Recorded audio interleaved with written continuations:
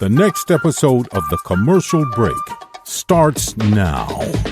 Yeah, boy! Oh, yeah, cats and kittens. Welcome back to The Commercial Break. I'm Bryan Green, and I'm here by myself on a TCB Infomercial Tuesday with my guest, Nacho Redondo, or also known as Nacho Red, 1/3 of the extremely popular podcast, EDN, Escuela de Nada. And man, I couldn't be more excited. For years, I have been hearing my brother-in-law, Gustavo, tell me how wonderful, how funny, how engaging, how everything that The Commercial Break is not, Escuela de Nada is.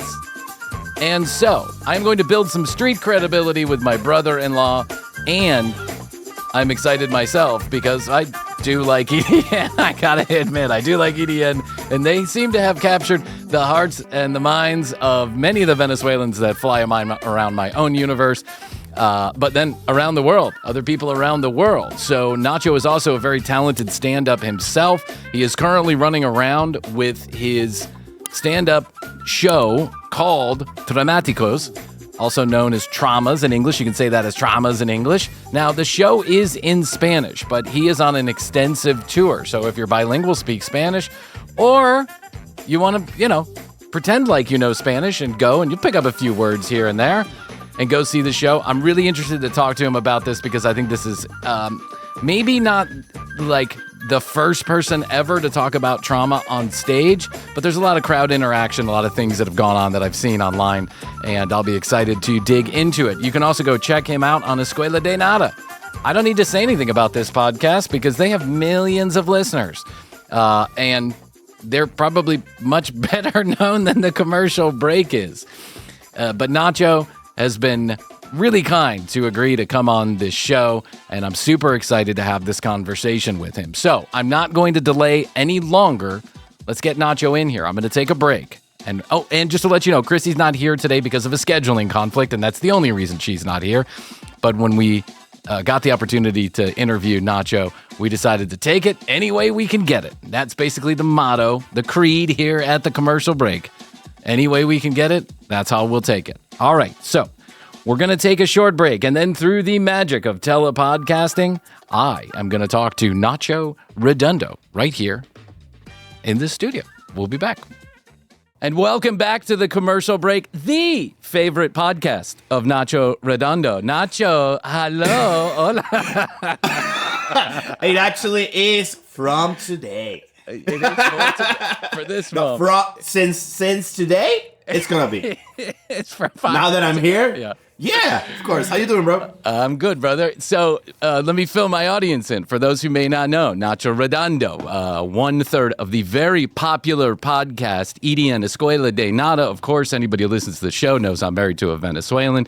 This is a phenomenally successful podcast in Venezuela, but Nacho is also a stand-up comedian currently touring with his show that translates traumas in English, yes, or traumáticos.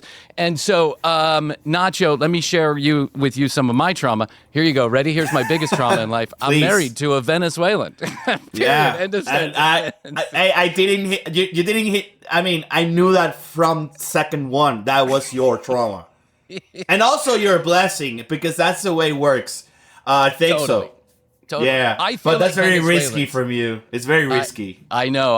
Listen, I like to live life on the edge. If I'm not stressed out, then I don't feel like I'm operating at my highest level. That's the curse of ADD. I don't know if you have that too, but I do. It's for me. Yeah, I do.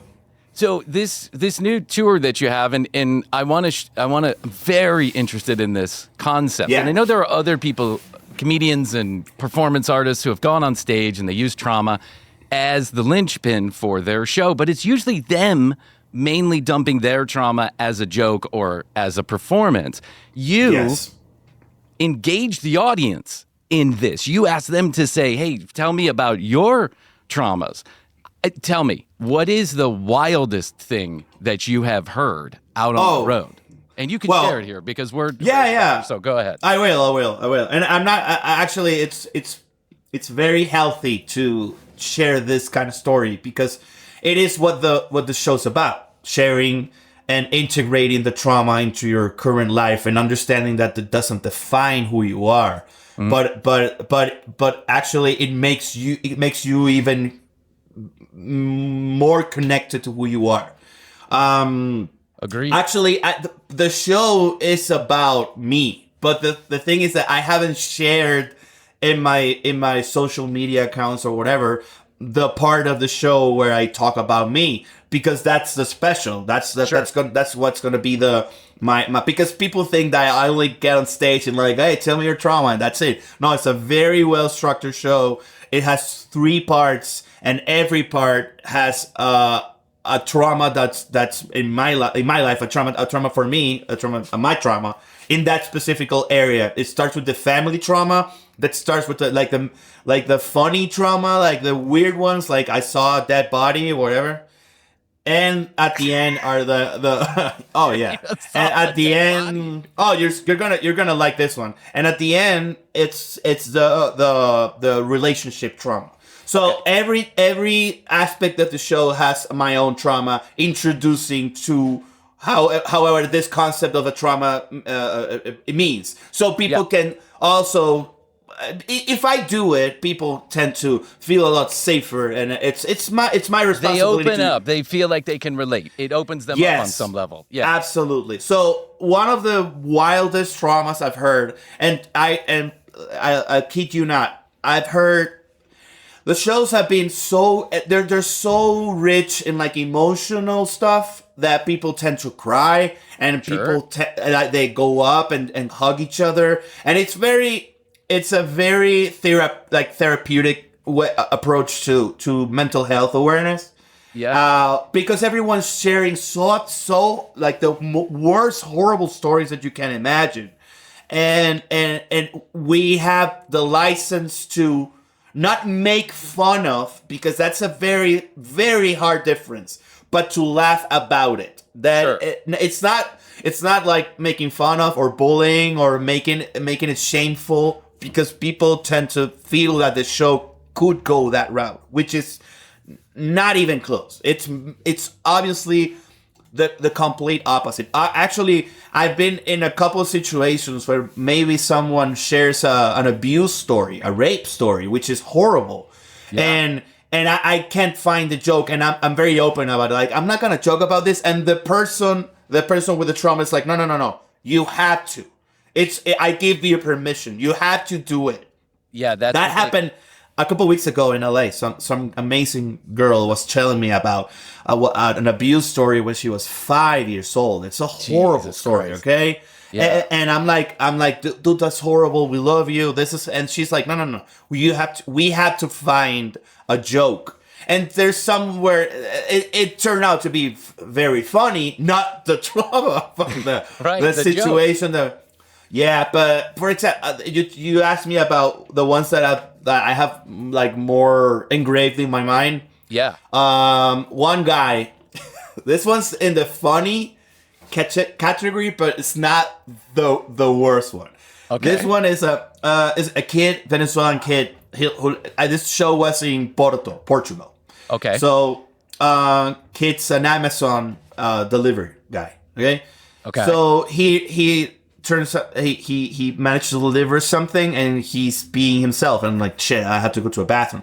And he goes to a street, and behind a dumpster, he starts, pissing there. Yeah. Yeah, and he looks at a carry-on that's there, a little luggage carry-on. And he's like, shit, this is amazing. I'm taking this to my house. It's new. It looks great. And when he grabs it, it's like a little heavy. And I was like, what the fuck? And he opens it, and there's a chopped up person inside. Holy shit. Arms and shit. And the guy was like, what the fuck's happening here? And he called the police, and he even showed me the news article about the local news article, and he's like talking to the police, like, and yeah, he found a body inside a piece of luggage. Insane. That's insane. Crazy. That's crazy. I have to imagine, like, I like what you said about this, is that some people, they come to the show, they demand almost demand that this be something. I need a healing moment from this. I need to find a way for my body to react in a way that is not so traumatic, because we all have PTSD about something. Something traumatized us at some point. And like you, I'm a big proponent of therapy and have been going for many years, right? Yeah. But still, sometimes our own bodies don't allow us the relief that we need when we get into moments where we're experiencing this or reliving this. And so they come to your show and they say, I need to react a different way to this.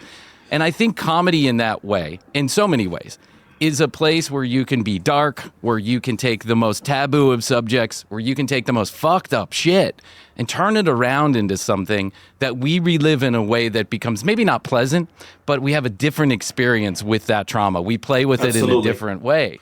Yeah, and people are desperate to do a talk, to just talk to someone. Yeah. And they're scared of therapy or even because therapy is very expensive. They don't have the money. And that conversation starts that like need to go to see a professional. And I always say it, always, like, have you talked to a professional about this? Most of the time are like, yeah, maybe, once or whatever. And it's like, no, you have to go after we talk here, and that's great, but you have to go to a professional. Yeah. The guy from EDN is not your therapist. You need to go see someone about that dead body you found. Very far from it. I wonder if you take any of this stuff home with you. Like, do you onboard some of this trauma, like emotionally? Do you go home at night and you're like, holy shit, what did I just hear? Like, I was in a room full of people and I heard 3 terrible stories, and I'm not, like, energetically you're feeling a little off. Oh, yeah. This is a very irresponsible show to do. Yeah. Because I talked a lot with my therapist, and my stepfather is a psychiatrist. So it's a very well designed show with I had to be very, very careful with everyone that talks to me. I have to be able to feel if this is a door that it's closed and we can talk about it, or if this is a very open door and I'm bringing the trauma back into the person's life. Wow. So I managed to design this with my psychologist, my therapist, and she was able to let me understand the signals that make me understand if I had to dig deeper or just step back in the most elegant way, so this person doesn't get home again reliving this horrible event. Wow, man, that is really well thought out. Yeah, because it's not like we do it and it's funny and that's it. And most of the stories, because I know how to... I've been in therapy for 30 years. And all of my family members and whatever are psychologists or psychiatrists. So it's very, very engraved in our DNA, in our home DNA. All the mental health issues. My stepfather, he always tells me, like, you should have been a psychologist, and I hate you for being a comedian, because I sent him. I just did a show in tech, a couple of shows in Texas, and I sent him a girl that punched in the face at her father's funeral. She punched in the face and kicked out of the funeral her father's mistress. Okay, very Venezuelan. Whoa, very Venezuelan. Yes. And she was like very mad and whatever. And I asked her, like, why is she more guilty of this than your father? And she didn't even like thought about it. Like, it didn't register to her. Yeah. Why aren't you mad at your dad? And why are you mad to her? And even with that, I told her, I was like talking to her, like, first of all, was he a good dad to you? She was like, yes. That's the only thing you have to be worried about. Mm-hmm. The relationship aspect of our parents and how they treat each other, that's not of our business. But it's very difficult, especially for Latinos, to disconnect that. Yeah. And I'm like, if he's a good father to you, you're well served. That's it. That's what your father's supposed to be with you. That's your your nexus to him is that you don't have to worry about if he's unfaithful to your mom or whatever. That's not your problem, and you shouldn't be like there. You shouldn't be hitting anyone but your father's mistress further. That's amazing. You should have been a therapist. You should have been a therapist. I know, and I sent that to my therapist and to my stepfather and my father, not stepfather, my father, and they were like, dude, it's never late. Please go to college, please. And I'm like, no, I have a great life being a comedian and an irresponsible therapist. But answering your question, I do therapy weekly. And talk about a lot of things that I get charged with, and it's a lot of the things we already know happens in the world, but it's very difficult to put a face on the specific sufferings of abuse, of alcoholism, of all the things that that the world is made of, but like seeing it to the through people, to real people. It's different to read it or to someone tells you the story or whatever, but just understand it from a point of view directly from the person who's a victim of that. It really saddens you in a way that's very specific, and it's very humanizing. Also, you start to be more empathetic with everything that happens on your surroundings. Like you start like listening a lot and seeing further into people's lives and understanding certain behaviors, and you become a little more aware of like how horrible and beautiful the world is at the same time. Well, I think you become aware. I've said this for a long time, that I think that the screens that are in our hands, the way that we absorb a lot of our media in these days, it dehumanizes us, or it desensitizes us to the atrocities. When we see it on TV running in a loop 24 hours a day on the screen, we get desensitized to the fact that, these are atrocities. There are human beings that are behind these things. Yes. That, it might be a 1-minute clip on a news story and you go, oh, that's terrible.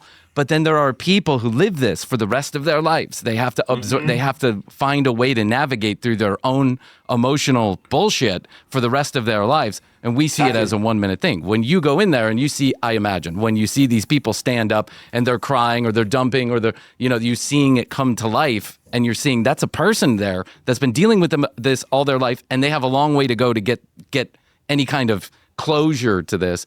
I'm sure that it does like wake you up a little bit, and then you become more keenly aware. I always think about this. I don't know if you're like this, but I go to like Starbucks and I'm standing in front of somebody who seems a little fussy or pissy or whatever. And my mind always starts to put a story to why that person might be acting that way. Oh, like, they're having a bad day. I wonder what's going on. You rewind the steps to get to the Starbucks. Yes. Yeah, I do. I don't know why, but I do that as well.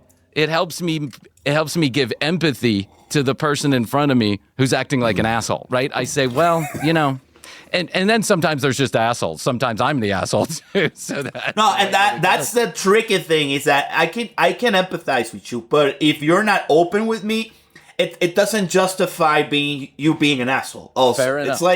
It's like, okay, you're an asshole because you fought with your wife or whatever. That's understandable, but not really. So, because the people that were there, we don't know you.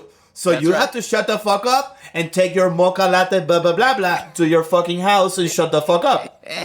That lady gets paid $13.50 an hour to make your bullshit just shut up and move on. To make a coffee that has like 5 lines of words. So she should be mad at you and your wife. Yeah, your pumpkin spice bullshit latte.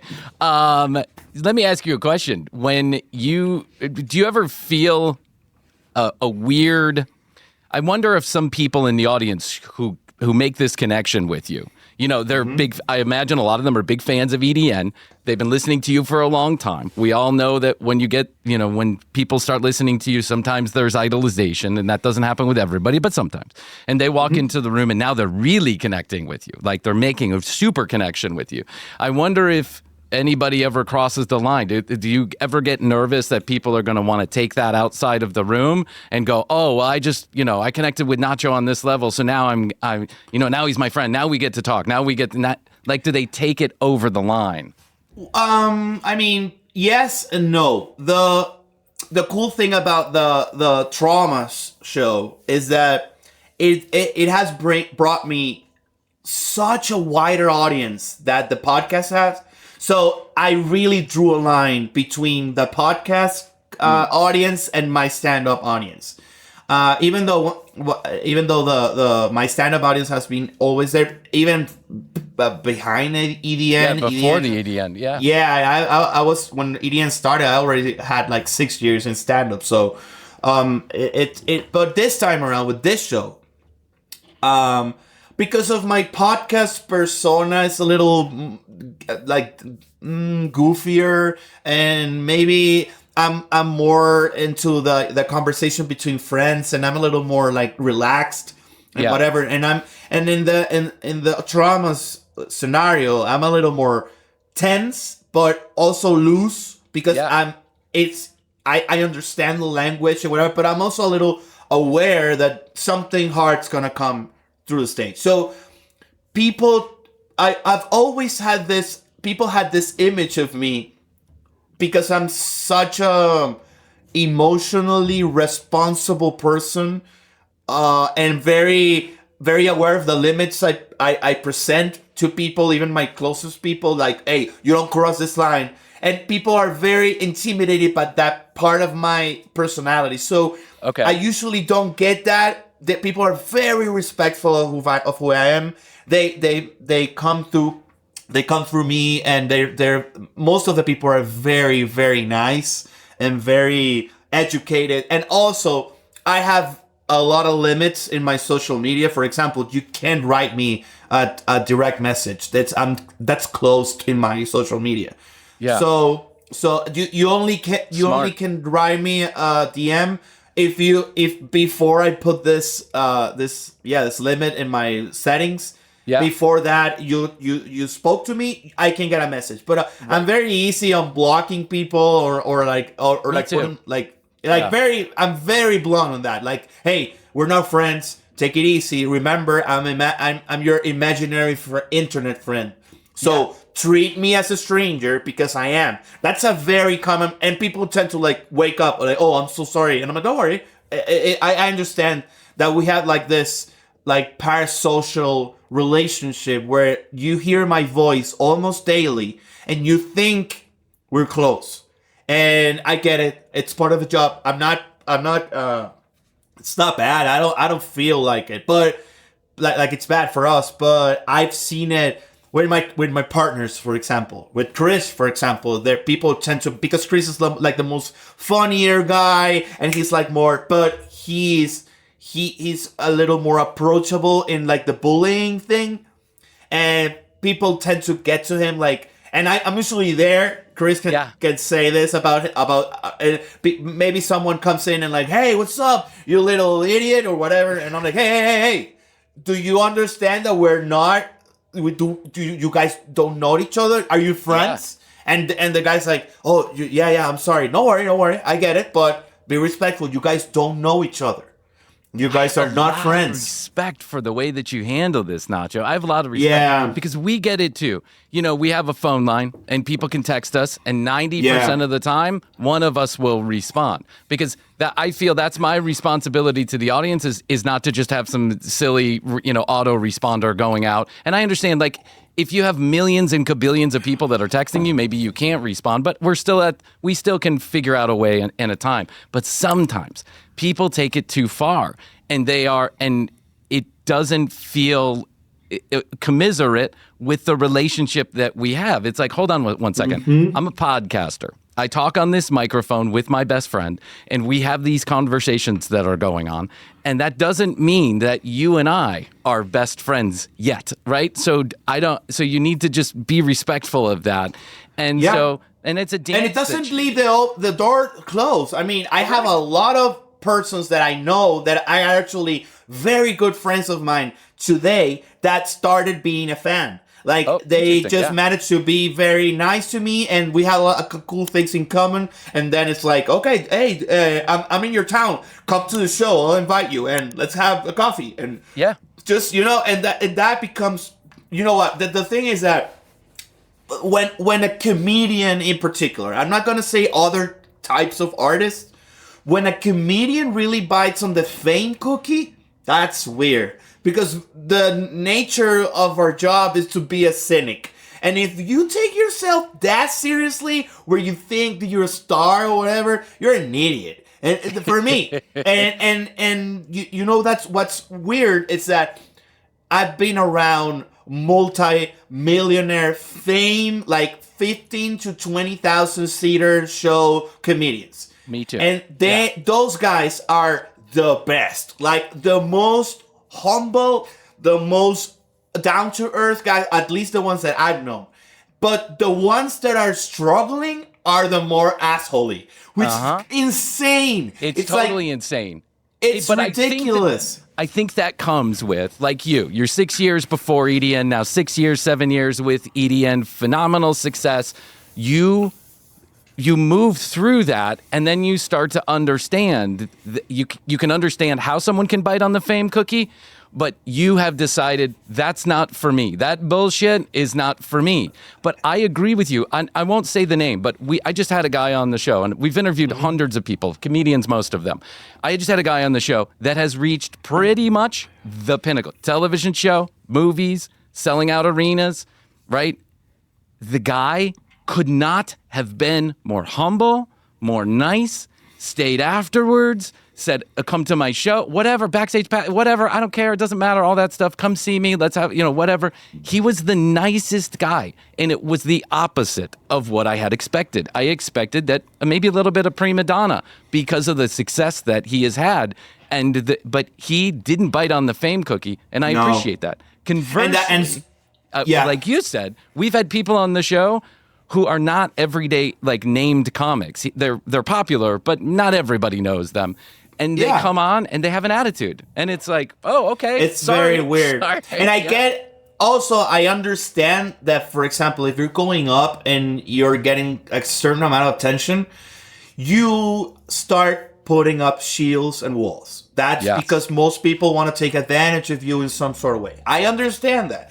But if you're remotely smart, you understand that very quickly on who's in that lane, who's gonna try that, who's gonna try to be nice, and just comedians that take themselves too seriously are dangerous, because we're just I don't want to diminish the things that we do, because I live and breathe comedy, and I understand it as a big part of, like, especially now that I don't know, especially now, and but the history and the contemporary, like, world weather, if you want to, political ambience, the political climate, has put us, the comedians, in a weird space and in a weird place where we are almost like the last word on political issues or whatever, and it's like, no, that shouldn't be happening at all. But it happened, and I get it, because reality has become so absurd that the guys who have the observational power to speak to things or about things are the ones who have the last word, without even thinking for the possibility for us to be wrong.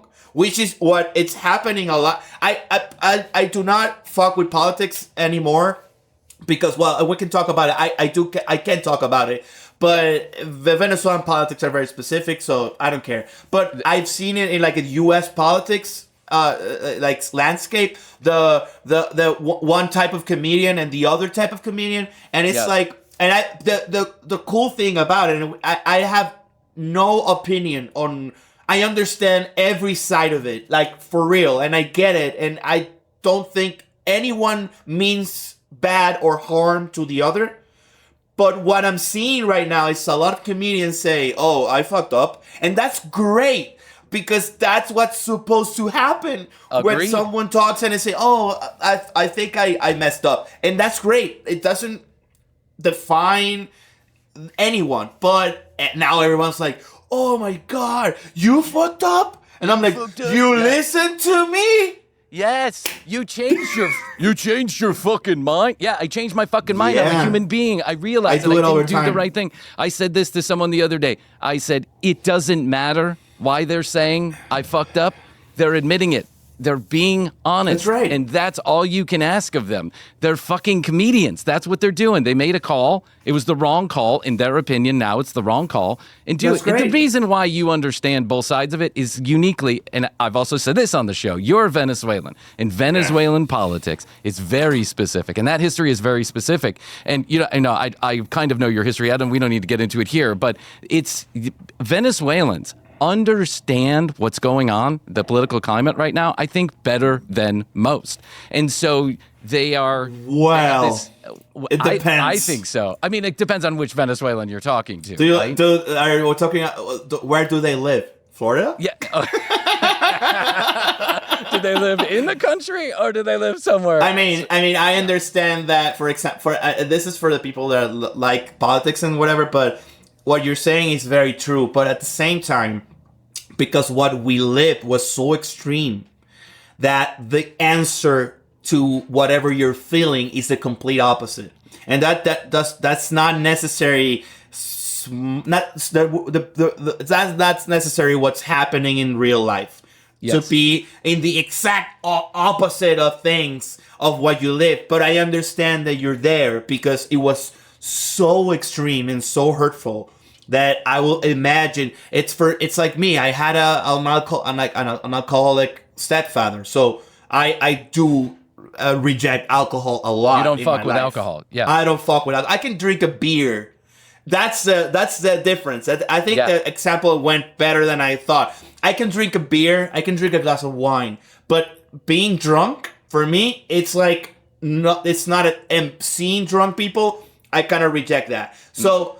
But I can enjoy a beer and I can have a drink with you. And I don't fuck with hard liquor, but in that sense, it's like I have all the reasons to not fuck with alcohol at all. But I do go there, but I'm kind of here. You're measured. Where I can have a beer. You're measured. Yeah. That's the problem with most Latinos and especially Cubans and Venezuelans that have been experiences dictatorships and hunger and shit that's very serious. And you go to the States and you say, "Oh, the answer is the complete opposite." And it's like, the answer is conservatism because he came in through the liberal door, right? And it's like you can go and make a cool like mix of things and be happy about it, you know? Yes, my father-in-law, who is Venezuelan, said, and living in Venezuela, says it doesn't matter which door they come in, they end up in the same place, right? Yeah. And so. And extremes on both sides end up in the same place. And I think that's a good way to measure it. And I understand what you're saying, and I agree with you.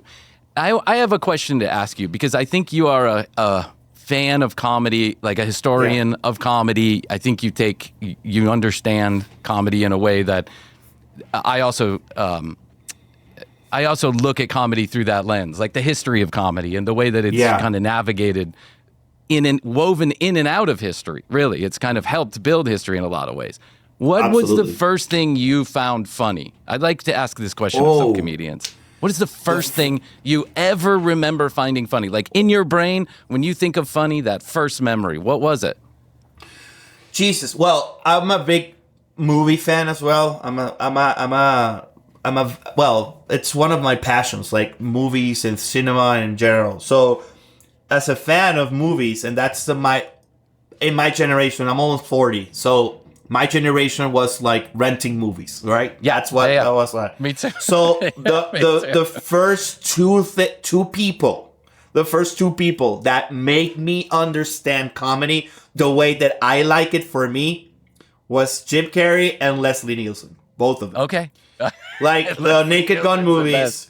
Man, that's the best. There's nothing like it. And No. Jim Carrey at the golden time, where that couple of years where he released Ace Ventura, The Mask, Dumb and Dumber, Liar Liar, like that, an amount of crazy, amazing movies that make Jim Carrey who he is. Especially for the ones who were abroad and like the international fame that got him. For me, it was Jim Carrey and Leslie, because I rented those movies like I was sick. It was a sickness. The guy at the rental already knew me, so I know I was getting something new, and I'm always getting Ace Ventura or Naked Gun or any Mel Brooks movie that had Leslie on it, like the one where he's Dracula, or even the Robin Hood one where Chappelle is also. Oh yeah. Those movies like really shaped the way that my comedy and the way I perceive comedy in the world. That was if you ask me, the first thing that made me laugh for sure was that. For sure. Those Leslie Nielsen movies, especially the Naked Gun ones. Oof. And I mean, you can go all the way back to Airplane and some of the other movies too, right? But those Leslie Nielsen movies, he was a very serious actor. He was never a comedic actor. He had no training. No one ever thought of him as a comedian. And he played the deadpan role, the deadpan comedian role, better than in my opinion, than any other actress in history. There's no equal. There's no equal. There is nothing funnier than, in my opinion, as far as slapstick, quick comedy is concerned, than those Naked Gun movies. They are fucking hilarious. I watched them religiously over and over and over again until I had the jokes timed. I mean, that was the way that it was. Who are your favorite comedians that you're following today? Like, let's bring it present. Who are some of the comedians that you enjoy watching that you think are doing good work? Well, there's a lot. It depends on the style. I'm usually changing that list because I don't even have like a big fixation on having a favorite comedian and until I see them live. And that for me is like because I understand that it doesn't translate into video sometimes, the show of your experience. I'm gonna tell you a quick, like, very recent example. Please. I admire all the preparation and hard work Matt Rife's doing right now into his comedy, right? But I'm not gonna say, and this is, I hate when comedians do this, but hopefully if for whatever reason he sees this, I want him to understand I'm a big fan. But I didn't love his special in Netflix, and I'm like, that's great, because he's so young. And I'm like, Jesus, this guy is amazing. And his crowd work is just exceptional. Like, best in the game. Yes. No questions asked. I have to agree with you there. I just saw him in Austin. I went to his taping. I think he was doing a taping there. And the writing comedy got amazing. Like, I'm telling you, this guy is one of the best comedians I've ever seen live. And not only his crowd work part, like his joke thing, it just evolved ridiculously. He's such a great comedian. And my stomach was hurting on his writing. And that's great. That's what I want to see. I'm always rooting for comedians. I don't want them to be bad. I'm always in the... Yeah. And I understand that even that if that Netflix special wasn't for me, which I'm not gonna say it's bad because he got it and he deserves it and he's great and but he was maybe too young for me and I didn't get the jokes or whatever. But this time around, dude, whatever he's releasing, I'm telling you, that's gonna be a legendary special because the jokes are amazing. But if you want to go back and like which ones are my go-to comedians, like my favorite ones in the world, I have to say, even though it's a complete opposite of my style, Anthony Jeselnik is basically the best pen in the world. He's the best joke writer in the world for me. One of the funniest. There's just no one like him. I have to say that Louis and Chappelle are basically the ones that I follow the most, and especially Louis. I have to say Louis I think he's the American comedian. No other like him and I'm obviously, okay, you get it. Yeah. All of this, you go way back. Yeah. But for me, those two guys are just, and obviously Burr. The OG comedians, like the ones that are always angry, are the ones that make me laugh. Me too. I can relate. Yeah. Even though I have more control of my emotions than most of people. I feel like I'm funniest. I feel like it's coming out of me funniest when there's a bit of spice, when it's anger. So I get the Burrs and I get the Carlins and I understand that line, that lineage of humor, because there's something about getting charged up that just like the wheels are off the track and you just kind of go with it. And I know you know this too. It's like when I'm here and there's a good riff and we're really going, it's mindless. There's no thinking about it. It's just coming out of you, right? And something about go ahead. Yeah. Go ahead. Well, here's what I wanted to say about Chappelle is that what's really interesting about Chappelle to me, and I don't know if you'll agree with this, is that Chappelle has become not only a great comedian but a great orator. He is a commentarian, an observationalist like no other I've ever seen, including Carlin. He's like up there with Carlin. Those two make observations about the world around us, and they have a way to present it that is unique, at sometimes funny, but most definitely poignant. That's the thing. It's pointed. I met Chappelle at a show that he did, a very small show in Atlanta, 200 people, something like that, and I was there. It was basically, and this is. I'm not gonna be able to portray what happened there, but it's a religious experience. It's almost like mass. It's almost like a church, because of him and the energy that he puts in and the people that engages with him. It's a very church-like experience, and it's very interesting. I don't know if it's cool, but it's definitely something, and I appreciate it a lot. And the other comedian that I really, really like, because there's a physical aspect of comedy that I'm always engaged to, and there's two comedians who one of them doesn't get the credit enough. It almost goes as a fashion. Like sometimes, every now and then, he gets it, but he's the real GOAT and the real first internet comedian. It's Dane Cook. I mean, Dane is such a fucking legend, bro. And I really get the hate that he gets, because I understand that he broke the internet code first. Yes. And I get, and he was very hated upon, and he tried to make that at that time where Hollywood was a little more like heavy, that internet presence. Yes. He managed to put this big, but he wanted this because this was what you had to make, like go and make movies and whatever, and it didn't go as well as he thought it will be, and then he basically like left a little unattended, like the internet and comedian stuff.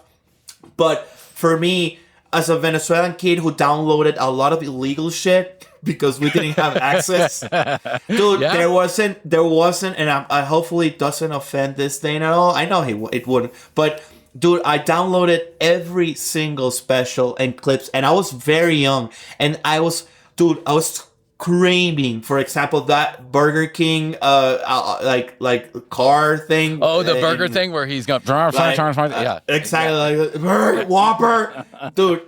That bit for me, it changed everything because of the physicality of it, and right afterwards, not afterwards, but a little further, it's Sebastian. I mean, Mariscalco is just, dude, the physical thing. He's a master of his body. He's a master of his vocals. Yeah. It breaks me. I that thing that he does, like with the physicality of it breaks me. I don't care what you're saying. I really don't. But you're so good at the timing and the professionalism of it. It's just magical for me. I saw Dane at the Improv once, and I saw Sebastian at the Hollywood Bowl at the Netflix. I think those big arena things, it's not for me, but I think it's difficult to translate of a physicality like that. You're just watching a screen if you're not close enough, right? And that's and it's a huge screen. I remember how Chappelle used to stalk. How Chris Rock used to stalk the stage, and I saw him live here in a bigger venue, but we were up close. And he's a master of physicality, also the way that that's he great. gets He's great as well. He's a legend as well. Yeah. And you brought Rock, so it's for me it's very difficult because I have so many stories like with each of the. I grew up watching to hear it. Yeah. HBO specials. So, but for me, the first 3 comedians that I saw like religiously and I got sick of just studying them were Rock, Cat Williams, and Chappelle. So that's why I am the way I am. That's the way, Listen, the very first guy that I ever interviewed was Dane Cook. First comedian that I ever interviewed was Dane Cook. He was nice enough that I was a nobody. There was no reason to come on, and I interviewed him, and he could not have been nicer. While he was never my favorite comedian, I did understand why people liked his comedy, and the physicality of that comedy was funny to me. Like he's such a legend. It certainly man. was. And well, he was so humble. Like he just was like humble. He's also been through so much shit. I mean, the guy is, like his story, the brother story and whatever. Yeah. Oh god, that's fucking insane. Yeah, that's one of the examples of someone who got someone very close to him and took advantage of his work and that definitely makes you I'm not gonna say weird, but makes you feel you want to be protected all the time. And I get it. But I only hear great stories about him. I think he gets the same hate that Matt Rife gets because he's I good was going to looking. connect those two. Yeah. He's great. He's very hardworking, and I get that makes people, I don't know, move a little bit, Well, he's young. He had a lot of success. No one expected the success, just like Dane. No one really expected Dane to do anything. He wasn't doing anything. And then all of a sudden, he broke the rules. He said, if they're not going to have me on Letterman, I'll send it out through my MySpace. And all of a sudden people were like, well, shit, here's free comedy. I just download on Dane. And he built an empire that way. Unfortunately, he had to rebuild. All right. So you're a big music fan. I see the drums in your background there. Oh, yeah. Oh, man. Look at that. That's a nice Ludwig set you have back there. Yes, sir. Heard that you went and saw Oasis, not once, but twice. Hottest ticket in town, and Nacho went twice. Are you a big Oasis fan? Because I'm a big Oasis fan. Leo from EDN, he got me the Wembley tickets for Christmas, and we it was it's amazing, an amazing experience. But I actually I love Oasis. I'm not gonna say I'm the number one fan because I'm not. But I love the lore of Oasis. I think Oasis is one of, if not the best marketed band in the world. And not even thinking about it. They just don't know it like that way. But I really think that what Oasis represents, it's a lot of what the artistry industry really needs to start regaining again, which is a little like they have to be more rebellious and more like, fuck you, I don't care, I'll do whatever the fuck I want. I don't do this for money, I don't do this, I just do it because I want to. And that kind of attitude, without being disrespectful, it has to be. I agree. Yeah. I really miss that in the industry in general. And they did it right from the beginning, because from the beginning they came out with this winner takes all attitude that we are the next Beatles. We're coming to America and we're going to take over. And I was alive. I was a teenager when their first albums came out, or becoming a teenager when their first albums came out, a little bit older than you. And they just had this mythology from the beginning that they were, kind of asshole-ish pricks from London, from England, that were going to come over here and, take over. And the truth was, they had the music to back it up. So once all of these anthemic songs started playing, and then they beat each other up on stage and, all this other stuff, and they let it brew for so long that but when they decided to get back together. The lore is, it's so powerful that Oasis wasn't even like a big music seller. It out of the UK, your Oasis was big, but not this big. That arena all over the world. No. That wasn't like that. And they didn't have that many hits as you thought of, because we're fans, we know the hits. Yep. But it's not like they were big and famous all over the world. But the reason they're selling right now that much is because of the lore, and everyone wants to live through it. And the amount of young people I saw in the UK, not in Mexico. In Mexico, I saw like people my age and shit. Yeah. But in UK, the little guys, like the young guys, the kids, that they are like being introduced by their fathers and their parents. Like, this is me, bro. Like, understand this shit. And it was such a cool thing to study and to just experience. And the lore is that powerful that makes arenas sell out in hours, even though they're not as, you want to be part of it and want to understand it.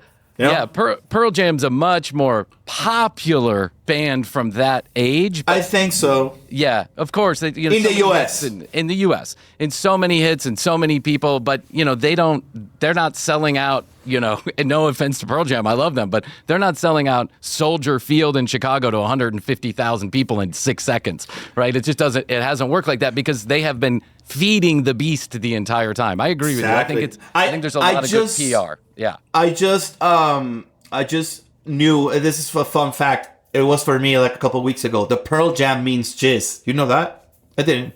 Pearl Jam means jizz? Yeah. You knew that? No, I had no idea. I had 2 weeks. I had this information in me since a couple of weeks ago. Pearl Jam. Now I get it. I understand. It makes a lot of sense. If I turn this camera around, there's 12 Pearl Jam concert posters framed up here.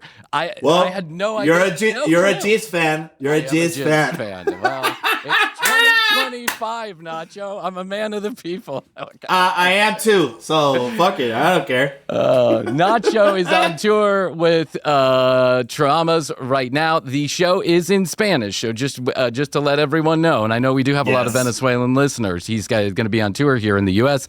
I'll put a link down in the show notes. Of course, EDN is everywhere, so you don't have to worry about it. Just wherever you're listening to this podcast, you can go check out EDN. Nacho, I don't have to leave. I don't have to leave if you want to talk a little more. Oh, if you don't have to leave, I want to talk to you more. Let's go. Okay, so talk to me. Let's talk about EDN for a minute. EDN is so incredibly successful. And I know I have experienced this myself, and just let me share a story for a moment. Yeah. This show, it has its fans. I know we get hundreds of text messages, the engagement that comes through, right? That's when a show is really starting to take off, is the engagement, and then the charts and all that other stuff. But we have never had engagement like the engagement that we get anytime that I talk about Venezuela. When I talk about my personal connection to Venezuela, my best friend of 32 years is Venezuelan. I became an honorary Venezuelan at some point. I was the Polones, right? The gringo in the family. And then, of course, I married my wife, who is Venezuelan, like from Venezuelan. And which city? She's from Caracas. She was in Caracas when I met her, and then she went to Switzerland to get her master's degree. So then I chased her around, Nacho. That's what I did. That's what Venezuelans do. Yeah, of course. Two gringos. Yeah. Should I put this on the other foot? Yeah. United States. That's a great place. So I understand the power of loyalty from Venezuelans because now they follow me, they comment, they listen to the show, and it's been a wonderful, beautiful relationship. When EDN starts, you guys are just like three buddies that just decide, hey, we should do this. We're comedians. We could probably rap for a couple of hours. How did this all start? Well, it was that easy. I mean, we were sharing the same city. The three of us were in Mexico City. I was the last one to come here. And we were friends because we worked in a comedy office in Venezuela called Plop, was like Venezuela has its own The Onion, which is El Chihuire Bipolar. Oh, yeah. I'm sure you heard of it. That's the office where that happened, where like El Chihuire was going on, and there was a funny page called El Mostacho, which was mimicking Funny or Die at the time. Okay. And we were all part of that. We were writing. The thing with Plop, it was like everyone was involved in every project. Yeah. So the reason I entered Plop was because I was writing for a late night for Erika de la Vega at the time. So I was already into that TV writing space, and everyone there started doing stand-up.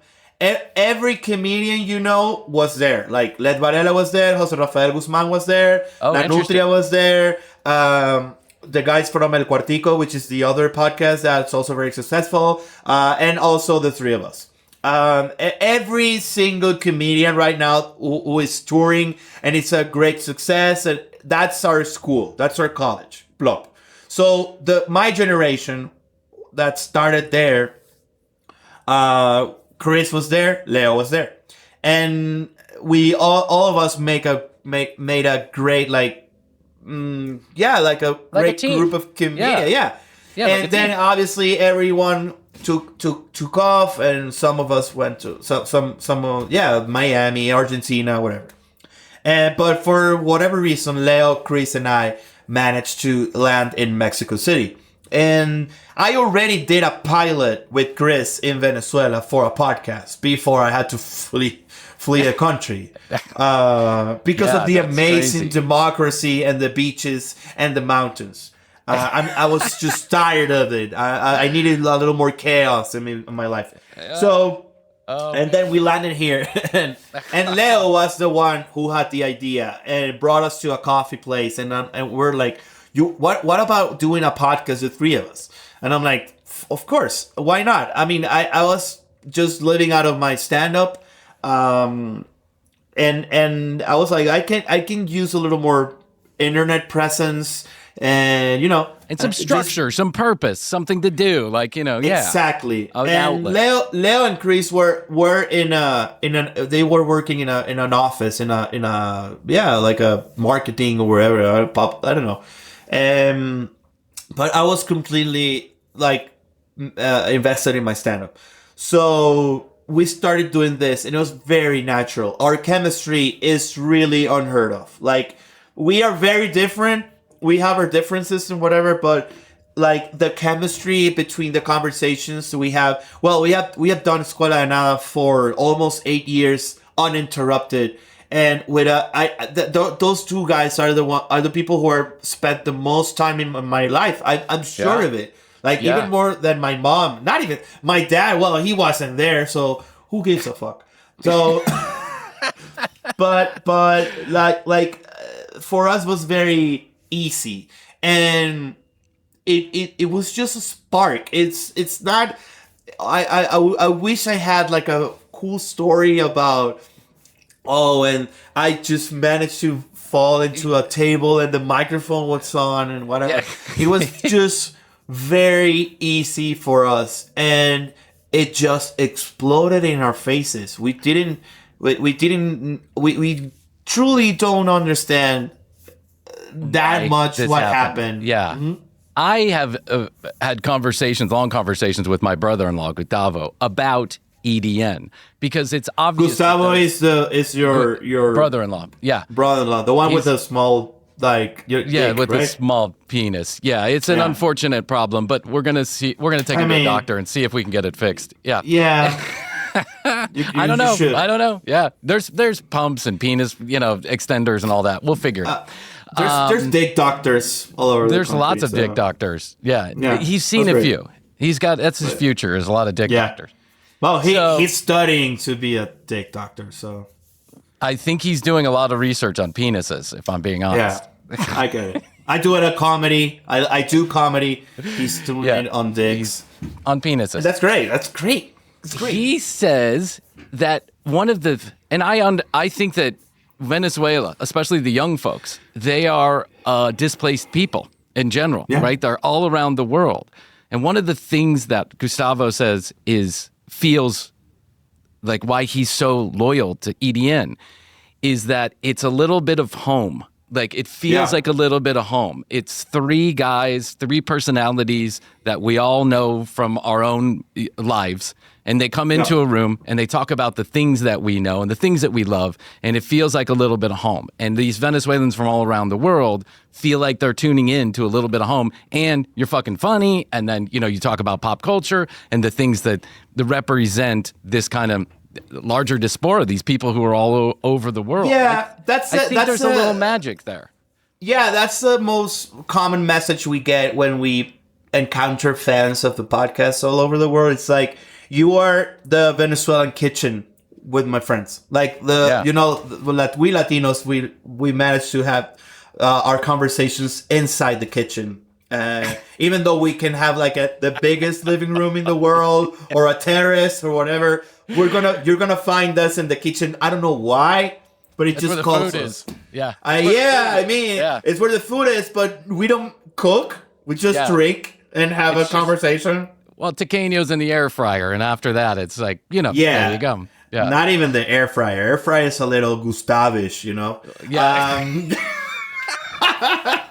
But in the like you said, it just managed to connect with the people who felt alone in the process of being new to a new country. And the amount of people who just wrote us like, you managed to accompany me with those years where I had no friends and no partners or whatever, and now it's such a long time has passed since EDN got born that a lot of people that were alone, I already know a lot of people who I see most of the shows, who I see on the streets or whatever. And now they have children. Yeah, and they have a local partner, like maybe a Chilean wife or a Spanish husband, and that thing really connects with me. It's like I was there when you had nothing, and now you have this family, and they bring the kids to the show, and it really doesn't come. It doesn't get any better. It's got to be a great feeling. It's great. It's ridiculous. And even this is gonna sound a little traumatic, but even people who were fans that died, and I remember them. And you remember this guy? Oh, he had cancer and he passed away last year. And I remember those guys, and I remember the people who were there, and then maybe come to my show and they say, "Oh, I lost a little I got lost a little in Escuela de Nada because of my family. I have a family now." And I'm like, "Don't worry, you can come back whenever you want." Yeah. It's like it's a little club where people come and go. Maybe they pass away. Maybe they have a great, big family, and for whatever reason, Escuela de Nada just is tattooed on their lives. And that's so weird. It for is me weird. to have that impact on someone's life, talking shit with my friends. It's just ridiculous. Remember, like 3 years ago, I remember getting this. I woke up, I get in the studio, and I get this, and I'm reading through some text messages, and someone's telling me, like, they sent this, like, very heartfelt letter to the commercial break about how they were going through a bad time, divorce, separation with the kids, and all this other stuff, and they were thinking about taking their life. But we got that. Oof, I'm sure you guys have had 12 of those, right? But we did that. And then I just remember thinking the commercial break is a thing in and of itself. and it almost has nothing to do with us anymore. I mean, it is us, but it's like it's a thing, and people turn it on, and they rely on it, and they want it, and they like it, and that's not the. I'm trying to humble brag a little bit here, but it's a thing that we created, two friends just shooting the shit, and now people they are into it. It's got a personality of its own, and I would imagine it's bigger than you guys, and it's bigger really than us. Than us. We had a great conversation a couple of days ago about what's the stage of each of one of us in their lives, and what should we, because right now as we speak, yesterday there's a Colombian counterpart of Escuela de Nada. Like we managed to say that there's a Escuela de Nada in each country, and I have to be I'm very lucky to be friends with almost every podcast that has been brought up in every Latin America country that has become very big and very successful. In Colombia, it's Perros Criollos. Criollos, it's but they just did an arena, a 40,000 people arena in Colombia, and they in that show they announced that they're breaking up, and it's like that was all the thing that we wanted to do is just to touch the top of the mountain, say thank you, and then fuck off. And that's insane. That's so inspiring. Cool. That's what that is. That's inspiring. It's like the purpose of this. And we've talked about the end of Escuela de Nada. Of course, we've done it, but it's such a big project, and the thing that the three of us agree on is that it's bigger than us. So once when the time comes to have that conversation for real, we have to respect it as it is. It's bigger than us. It really touched a lot of people's life. I don't want to take it that seriously because it's not I can't do it. It's not in my spirit to do so. But it really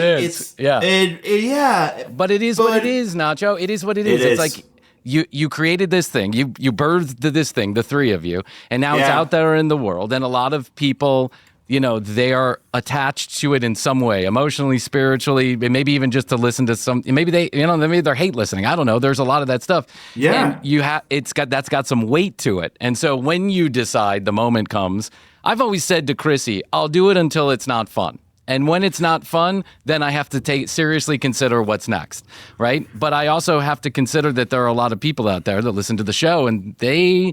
We'll see. I don't know. Who knows? It might maybe 5 more years, maybe 5 more episodes. I don't know.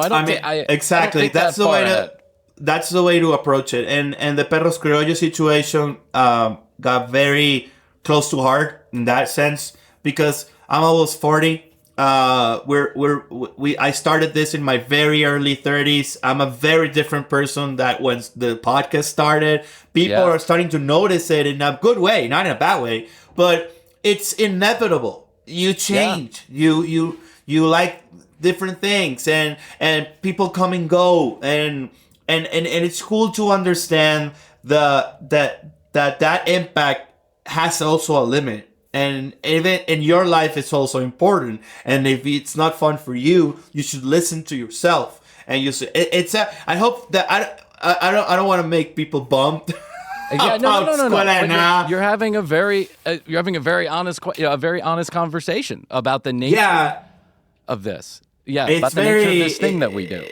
It's very important for most of people, but you also you're very important to the project as well. So if you're not feeling well, if you're not being cool about it, it's not supposed to go. It's very interesting the way that you're committed to something that so many people are engaged to in that passionate way. Yeah, that you almost feel you have to be very careful not feeling a slave of your own creation. That's the difficult part. But also, when you wake up in the morning, and I have to remember this sometimes too, is that the Earth has how many billions of people? Most of them, I would imagine, in somewhere in their brain, they're going to an office today. They would love to have a show where 10 people were engaged in that manner, right? Oh, no. Listen, I mean, we are the product of a miracle. It's a miracle. It's not even far away from the concept of a miracle. It literally is. Like we were at the precise moment and we said the precise words to make people come into our ship. And I'm so grateful for that. And it makes me it makes me so happy to just being able to do that. And then I build the traumas the traumas ship, and also a lot of people come in from every single country in the world, not only Venezuelans, and it's become such a blessing. It's weird to say it because I don't take it that seriously, like I said, but it feels weird. It feels weird. I'm not comfortable being that person, like the person who is responsible to entertain that much people. But like you said, that was my dream. My dream was a lot smaller. I have to admit it. But I travel the world yearly with my friends and by myself, and the shows are full. And I do one day I'm in Argentina, and the next day I'm in Bilbao. What the fuck? You couldn't have imagined this 15 years ago. You would have not never even in my dreamed. wildest dreams. And it's just because of it's just how many days do you guys record? How many days do you guys record in a week or in a break? It depends. It depends because for example, today we're recording 2 episodes, and tomorrow we're doing 3. So because I'm on tour. And that's our secret, and not secret, but we do the same thing. We batch record sometimes. Yeah, but Escuela de Nada has never failed a deadline. Never. In 7 years. That's crazy. I think one time, and it's because we were very, very tired, and we were very honest. Like, hey guys, I know but one time we've done more than 1,000 episodes. Wow. So that's ridiculous. That's stupid. That's stupid. And the commitment's there. And that's the reason that it's not successful, because we're talented, which we are, but not the discipline and the constant, like every aspect of us being very professional is very impregnated in the project, and that's the reason it's successful. It's because we don't stop, and we respect the audience very much. Does EDN? I know EDN did Netflix as a joke. Was it last year or the year before? Last year? 2 years ago? I can't remember. I think it was last year. I don't know. I remember reading that. I do not understand the concept of time when I'm touring. That's got to be like a totally mindfuck experience to be running around and waking up in a different city every third day. And, I know I talk to all the comedians about this because it's the part that's the most interesting. My comedy lives here. I also have small children. And so for me, I'm not touring right now. It's just not going to happen, right? I want to be part of their lives. But I understand there's lots of people who do that. But that's got to be a real mindfuck to wake up every third day in a different city. I mean, that's just like... And it's not like you're, at the Four Seasons on a beach hanging out. You're in a room, you do a late night show, you come home, you get some sleep, you eat a cheeseburger, you wake up, maybe you walk around the streets the next day, and then you got to get on a flight and do it again, right? So you're doing it for the ride, for that 3 hours you're spending on stage. Well, we've gotten to a place, a very lucky and deserved place because of our work ethics, where it has become a little more comfortable. I'm not gonna talking shit about it's horrible or whatever. It is exhausting. It is psychologically damaging. Yes. To do, and in my case in particular, for example, we used to do big tours with Escuela de Nada, and then I go on tour by myself and repeat the cities all over again. I think last year I did Chicago 5 times. Only Chicago. Wow. In different combinations. Like with the guys, I did 3 shows. And then I did by myself 2 shows. And then I did the 312 festival by myself. And then, I had a serious mental breakdown in January this year when I was about to get a divorce. I was about to leave Escuela de Nada. I was about to go live in Oslo and just, raise a couple werewolves or whatever and just die. And I was like very well served. I said, I did my best. And I just go, and I went to the woods and died. You were feeling it, huh? Oh, yeah.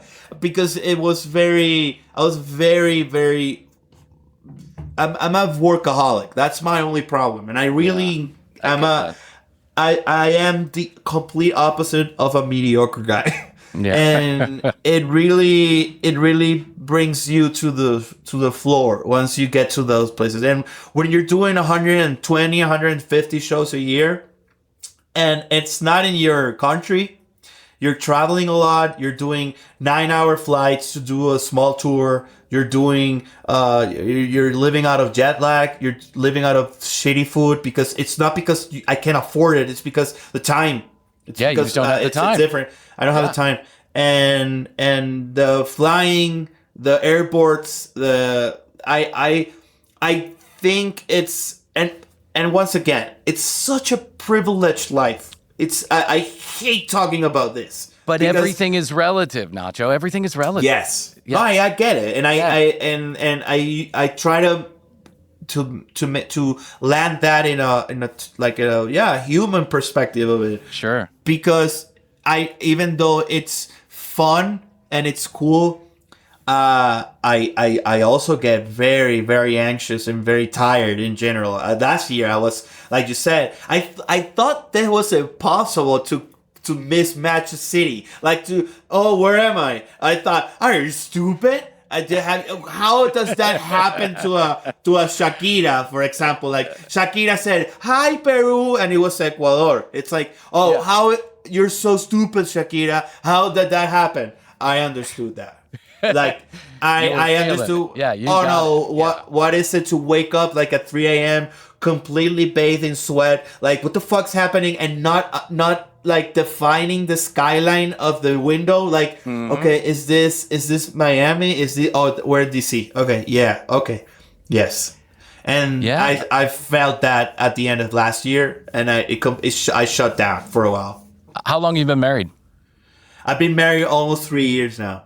To a Mexican woman, correct? Yes, sir. I also like the danger. Yeah, you're also having trauma. I'm not sure which causes more trauma, the Venezuelan or the Mexican wife, but we can debate that off air.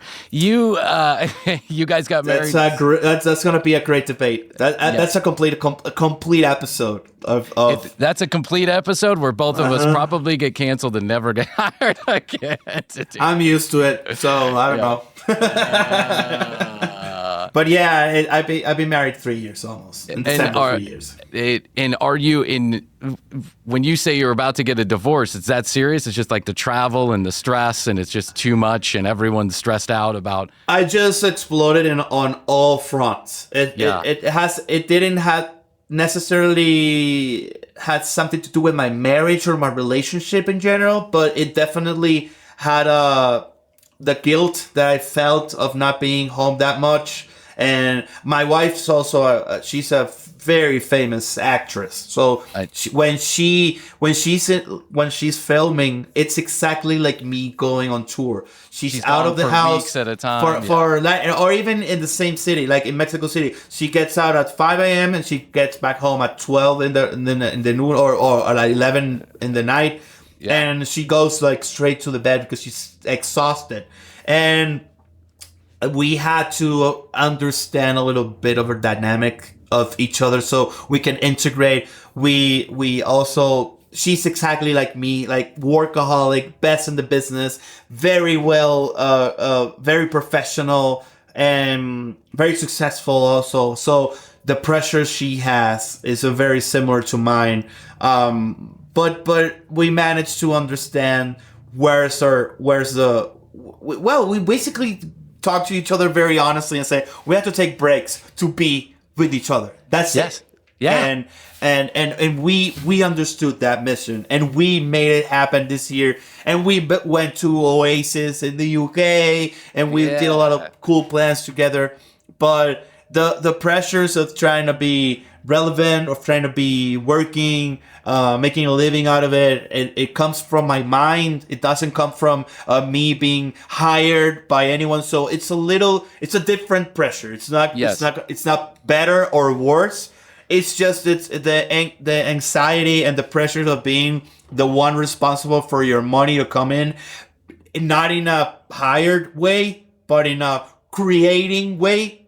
Yes. It's very different. Well, I've said this to some of my friends. It's like, they have a boss or they have a thing or they have investors or whatever it is, and those investors are telling them what to do and putting pressures on them. My pressures come from internal. If I don't make it happen, it's not going to happen. Or if we don't make it happen in the room, it's not going to happen. And that kind of pressure, with no structure around the pressure, with no direction around the pressure, is something that is unique. Like, some people can do it, some people can't do it. I'm not saying better or worse or indifferent. It's just the way that it is. But it also can be the kind of crushing pressure that you might feel if your boss was, telling you got to get that project done or you're going to get fired. But we drive it it's driven in here. And that is a different kind of stress when it's your own voice that's telling you, I got to get this done. I got to get this done. I got to get this done. And that also can make us a little insensitive to those around us because they don't understand. I got to get it done. Get out of my way so I can get this done. And I totally get people who don't get it and say, what the fuck are you talking about? You're vacationing all year. You're a fucking podcaster, Bryan. What are you doing? And it's kind of true. It is kind of true. I agree. We have to give it to them. It's not. I designed it and I'm proud of it because I worked my ass off to get it. But I get it when someone that has a job that maybe they don't like, they say to me like, what the fuck are you talking about? But you're traveling the world doing comedy. Shut the fuck up. And they have a point. They have a point. They always have a point because the truth is at the end of the day, I'm very grateful that I get to fuck off for a living. That's it. I get to fuck off for a living. But I'm the one who has to get up and make myself fuck off for the living. Do you know what I'm saying? So yeah, and I did almost like 10 years of doing something that didn't make me do a dime. In a completely collapsed economy that pushed me to a place where I had to leave the country. So it's not like, it's been always like this. No. But I managed to understand that if I did that and if I survived that, I would get to a place where I can have my own drumstick. All right, 2 more questions, and then I'm going to let you go, so I know you got to record. Number 1, Andrea, who's a Venezuelan friend of the family, she wants to know, is Escuela de Nada going to, or you, specifically you, Nacho, or you guys have specials in the works where you're going to do something on a streaming platform? Is there anything in the works? Well, I recorded Traumas in Madrid this year. So the special is done. But Traumas became very viral in the summer. So it's the first time I made a conscious decision to repeat a show in a lot of cities. And it's been amazing because it's so new for a lot of people, even though I have been doing this show for 2 years, which is completely out of my limit right now. I actually like to write a lot. I already have my new show developed, done, proven, ready to go. That it's going to go next year. But I do have a special coming out. I am negotiating if it's going to be on platform or not, or YouTube, like my YouTube channel, like always, where my 3 specials live. And I am just more engaged now with the control I have with my own social media and content production. And the way I promote my shit, I haven't had the opportunity to work with a Netflix or an Amazon, whatever, with a special. I would love to, and I'm always very close to closing that deal. Because I have a great relationship with Netflix. I have a great relationship with for me, I haven't had that experience of seeing how like a Netflix works with with the specials. Okay, so the answer is... But yes, Traumas is done. Maybe I'll re-record it because I added some new jokes along the way. So maybe I'll do the special again in December here in Mexico, and I'll see which one I'll release. You can intertwine the two. A lot of people do that, right? They call them pickups. I can do that. Chris Rock was the first one to do that. But I think I'll maybe record it again in December, because actually this is so childish of mine, but it's because of one joke that I want to really.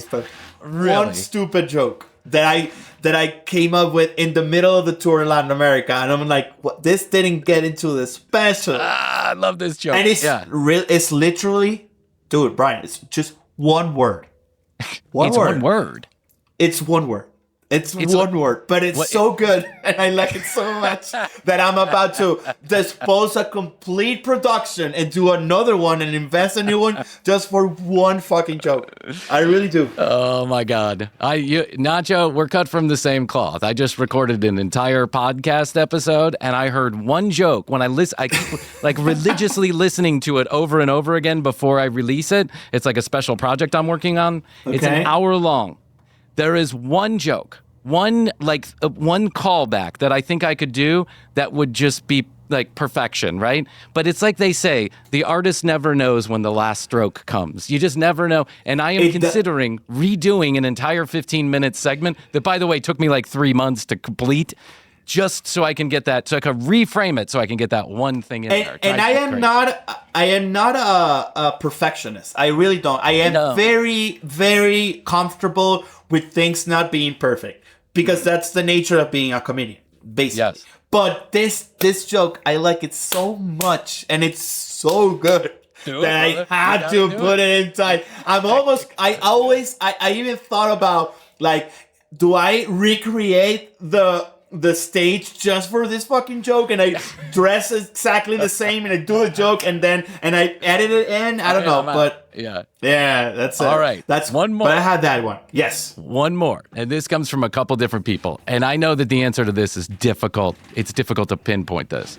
Do you ever imagine EDN or Nacho or the guys, whatever? Do you ever imagine the homecoming show? Do you think that'll ever come to fruition? Oh, fuck. Yeah. Dude, we fantasize about it every day. Have you ever had like serious conversations with anybody that could make that happen? Or is that just so out of the realm of possibility? No, I do not negotiate with Chavistas. No, I wouldn't either.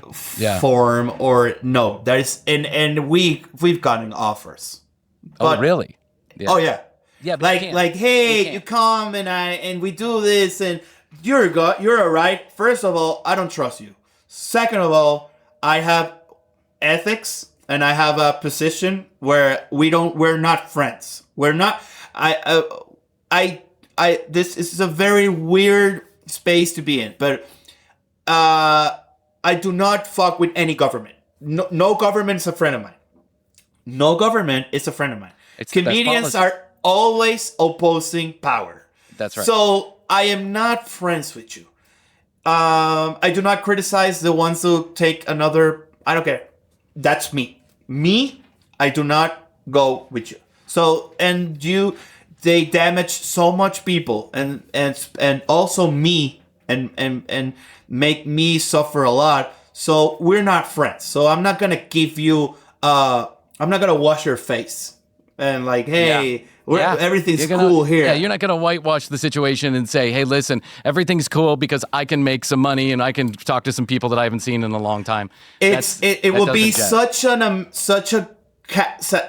people don't even get how much money can we make if we do that. And I don't do this for money. It's never been my goal. So the money just came in because and this is such a cliche, but I hope it really resonates with artists that are seeing this. If you're really engaged and you're very disciplined and you have your work ethics very straightened up, the money's gonna come. Yes. By itself. You're gonna see your account and you're gonna say, what the fuck just happened? Because you're good, because you're engaging, because you're working your ass off.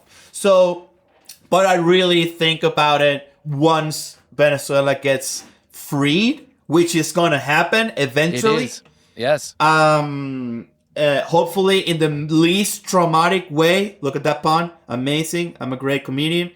in the least traumatic way. Traumatic way. Yeah, that's and we're definitely that's gonna happen, and it's gonna be a great. I was just telling my wife, I deserve to have a second half of my life where I collect and where I get not paid in money, but I get what I deserve of being a cultural. That sounds very cocky, I understand what you're saying. Yeah, I really want to have I really want to have my flag put in my hometown and say I work this. I want to feel the people of my hometown they first of all they deserve the things that I've been working on for decades, and for me it's a dream just to be able to entertain my hometown and collect what I deserve of the hardworking years I've been doing abroad. And I always tell that with my Mexican comedian friends when I go to the shows here in Mexico City, for example, and if they are from Mexico City, I always tell them, like, I told this to Richie O'Farrell at the time, I envy, in the most healthy way, that you can go and do a show in your hometown, like a big show, and they go home and have a sleep in your bed. That's something that's so stupid to imagine, but at the same time, it's so symbolic and so nice to understand. I would love to do a show in my hometown and just being able to go home. I don't have a home in Venezuela, but Venezuela is home. Yeah. But, I feel that. Yeah. And it's something that it is going to happen. I'm not dying with that. I'm not dying without living that. And we're doing Escuela de Nada, and I'm doing by myself. Both shows are happening in Caracas and in the rest of Venezuela much earlier than we think. So, when I think about the Venezuelan people, and this isn't, I'm not hamming up to the Venezuelans, but I love them dearly. They have provided me, in some ways, family that I didn't receive myself, and love and support and loyalty. When I think of the Venezuelan people, my heart aches, but I will never know what it's like to be ripped or forced from your country or having to move because there are no opportunities or you have to find a place that's less dangerous. The Venezuelan people's plight is not one, as some people will think of, I'm not going to get political about this. I just want to say it will happen. And when it does, I can't wait to be one of the first.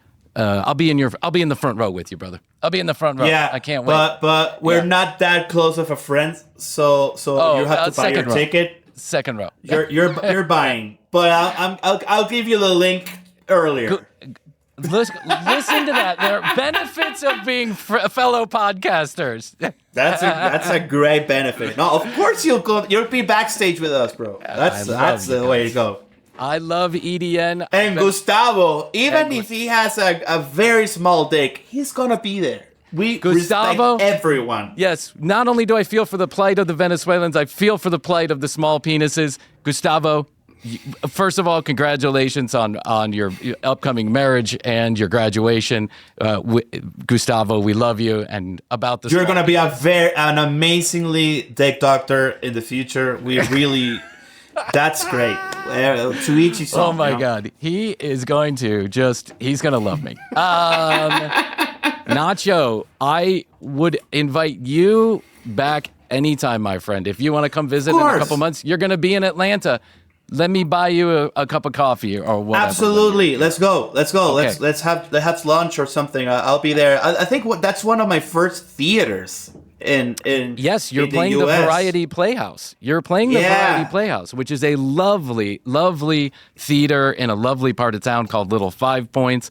And me and my small penis brother-in-law, Gustavo, are going to be there. He's already making plans to travel in town. So we will be there. I will text you. We will get together. Nacho Redondo. Links in the show notes. This has been a true pleasure, my friend. Thank you so much. It's been a great conversation. Thank you so much for having me. Well, that will go down in history as the longest episode of The Commercial Break ever. Well, no, that's not true. Maybe we did one during TCB's Endless Day or the 12 days of TCB that was closer to 2 hours. But that certainly is the longest interview ever. So thank you to Nacho. Very generous with your time. And what can I say about the interview that wasn't said during the interview? Very kind, very cool, very self-aware, very funny, and Pearl Jam means jizz, which I just learned right this second. So part of me says thank you, Nacho. Part of me says fuck you, Nacho. I don't know. Could it be true? It sounds like it might be. You learn something new every day, kids.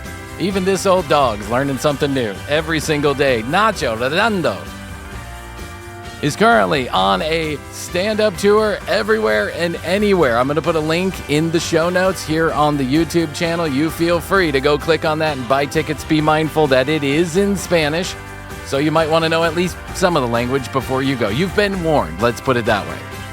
Also, EDN, which is also in Spanish, publishes frequently. I'm going to put a link also in the show notes so you can go listen to that, Escuela de Nada. And I hope we have him back sooner rather than later. Honestly, even though this went for almost 2 hours, I feel like it could have gone another hour. And usually, most TCB guests, within an hour, they're done with us. Sometimes we're done with them. It's just the way that it goes. An hour is a long time to sit and talk to somebody you don't know, you just met. But I felt like we could have gone on. And I've probably made him late for the rest of his day. So thanks, Bryan. Thanks for that, Bryan. Okay, here's what you're going to do. Go down to the show notes, everything Nacho. You're also going to go to tcbpodcast.com. That's where you find out all the information about the show, all the audio, all the video, your TCB sticker. It's all available on the website, tcbpodcast.com. You can also follow us on Instagram at The Commercial Break. You can follow us on TikTok, TCB Podcast. There's nothing on there, but if you want to follow us, feel free. Go to Instagram, follow us there. And 212-433-3TCB, 212-433-3822. Questions, comments, concerns, content ideas, we will take them all. Krissy be back in studio real soon. I appreciate Nacho's time today. I love you. Best to you. And until next time, I will say, I do say, and I must say, goodbye.